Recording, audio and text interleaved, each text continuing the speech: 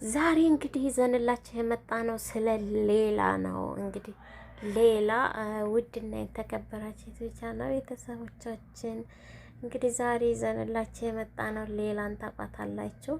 ሌላን እርሰቦ እንግዲህ በሳዑዲ አረቢያ ሪያድ በቢሮ ሳዑዲ አረቢያ የመጣች ልጅ ናት።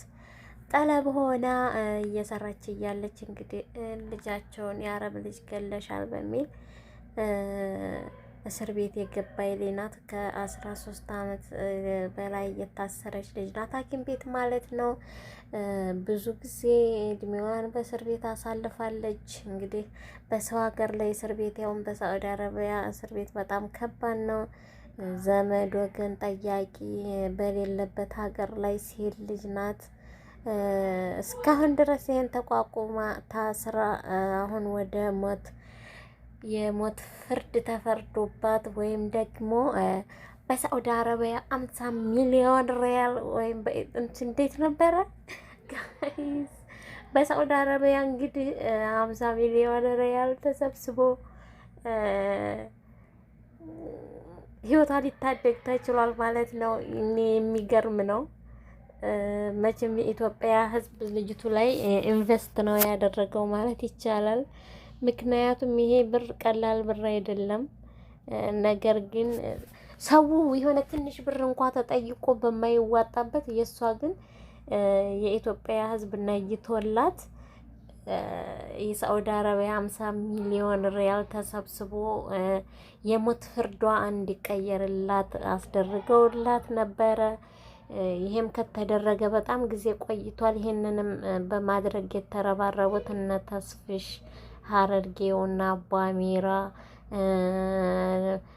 አሉ፣ እነ ዙዙ እነ ምነወር ብዙ ናቸው እና ብዙ ቀን በሚዲያ ላይ በማሰባሰብ በሚገርም ሁኔታ ይሄ ሁላ ብር ሊሰባሰብ ተችሎ ለሌላ ነብሰቦ መውጫ ወይም ህይወት ማትረፊያ ተደርጓል ማለት ነው። ነገር ግን ብሩ እንደተከፈለ እወጣለሁ የሚል ድምጽ አስተላልፋ ስለነበረ ህዝቡ ብሩን ካዋጣ በኋላ ሌላ ነርሰቦ ቶሎ ከእስር ቤት ባለመውጣቷ ብዙ ጥያቄዎችን ሲያስነሳና እና አቧሚራ የተሰበሰበውን ብር በልተውታል። እንደውም የተሰበሰበውን ብር ኮምበልቻ ኮንዶሚኒየም ወይም አፓርታማ መገንቢያ አድርገውታል እየተባሉ ብዙ ጊዜ እነ አቧሚራ እነ ምነወር ሲከሰሱበት የከረሙን ነገር ነው። ነገር ግን እነ አቧሚራ እንግዲህ ፍርድ ከፈጣሪ ነው። ይሄ ነው ሲሉም ያመናቸው የለም።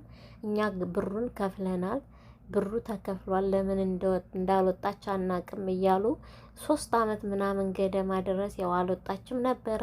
ነገር ግን መጀመሪያ ብሩ ሲሰበሰብ ይሄ ብር ከተሰበሰበ ከ8 ቀን በኋላ ምናምን ትወጣለች ተብሎ ነበር የተሰበሰበውና ብሩ የተከፈለው ማለት ነው። እና ነገር ግን በተባለው መሰረት ብሩ ከተከፈለ በኋላ ልጅቱ አልወጣችም ነበረ። ልጅቱ ባለመውጣቷ ደግሞ ብዙ ሰው ቅሬታ ነበረው። ብራችንን ተበላን፣ ለሌላ ነርሰቦ የተሰበሰበው 50 ሚሊዮን ብር እና አቧሚራ በልተውን ሀገር እየተንፈላሰሱበት ነው። ሀብታም ሆነውበታል ሀገር ላይ እያሉ ሁልጊዜ በየሚዲያው በእውነትና አቧሚራ ይከሰሱ ነበረ። ነገር ግን የህግን ጉዳይ እንግዲህ ህግ ነው እና የሚያውቀው የሳዑዲ አረቢያ ህግ ደግሞ የራሱ የሆነ ህግ አለው። ገንዘብ ብቻ እንደዚህ ስለተከፈለ ቶሎ ልትለቀቅ ላትችል ትችላለች እና እንግዲህ እስከ ዛሬ በጉጉት ስትጠበቅ ከርማ አሁን ሰሞኑን እንግዲህ ወደ ሀገር ልትበር ነው የሚል ደስ የሚል ዜና መጥቷል ማለት ነው። የምር በጣም ደስ የሚል ነው። ለቤተሰቦቿ ወንድሞቿ፣ አባቷ፣ ሁሉ እናቷ በሚዲያ ላይ አይተናቸዋል። በጣም ነው የሚያሳዝኑት። እንደውም ከአሁን ከ1-3 ወር በፊት እነሱ ወደ ሳዑዲ አረቢያ በሀጅና ኡምራ መልኩ መጥተው እንዲያዋት የሚል ጥረት ተደርጎ ነበር፣ ግን አልተሳካም።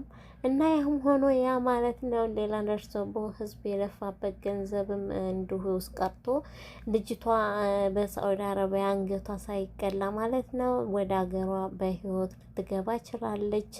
እና በጣም ደስ ይላል። አሁን ወደ ማረፊያ ከእስር ቤት ወጥታ ወደ ማረፊያ ተወስዳለች ማለት ነው። መቼም ሰሞኑን ወደ ኢትዮጵያ እንደምትበር ብዙ መረጃዎች እየወጡ ነው። ምን አይነት ስሜት እንደሚሰማቸው እናትና አባቷ ማየት እንፈልጋለን። እንግዲህ በቪዲዮ ካሜራ እንድታሳዩን ብዬ ነው የምለው። ምክንያቱም እናትና አባቷ ሁሌ በሚዲያ እየመጡ ኩርምት ጥብብ ሲሉ ሰው ልጁን ልኮ 14 ዓመት 13 ዓመት ገንዘብ ነው ይጠባበቃል። ይሄን አድርጊልኝ፣ ይሄንን በይልኝ፣ ይሄን ላኪልኝ ይላል። እነሱ ግን ይሄን ኩላ አመት ሰቆቀን ነው የተረፋቸው። ብር ቀርቶ ለራሷ መስራት ቀርቶ ወይም ለነሱ መስራት ቀርቶ ሰቀቀን። ዛሬ ታረደች፣ ዛሬ ሞቷን ሰማን፣ ዛሬ እንደዚህ ሆነ እየተባለ ሰቀቃዋ ሲጠበቅ የከረመች ልጅ ናትና ቤተሰቦቿ ይህንን አመት እንደዚህ በቀላሉ አይደለም የሚያሳለፉት።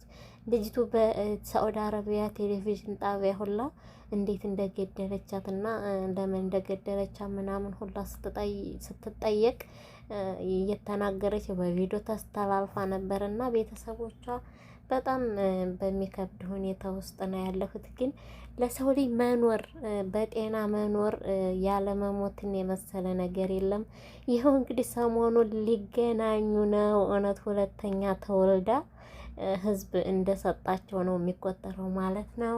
ሁለተኛ ልጃቸው እንደገና ተወልዳ መጣች ብለው ነው እርግጠኛ ነኝ የሚቀበሉትና በጣም ደስ ነው የሚለው። እንግዲህ ሌላ ነርሰቦ ከሳዑዲ አረቢያ እስር ቤት ሰሞኑን ወደ ኢትዮጵያ በረራ ታደርጋለች። ትኬቱ ጅሃዝ ሆኗል ተብሏል። በጣም ደስ ይላል። እንግዲህ እንኳን ደስ አላችሁ። እሷም ደግሞ 14 ዓመት ሙሉ በእስር ቤት ማቃ ዛሬ ወደ እናት ሀገሯ ወደ ቤተሰቦቿ መቀላቀሏ እጅግ በጣም ደስ የሚል ነገር ነው።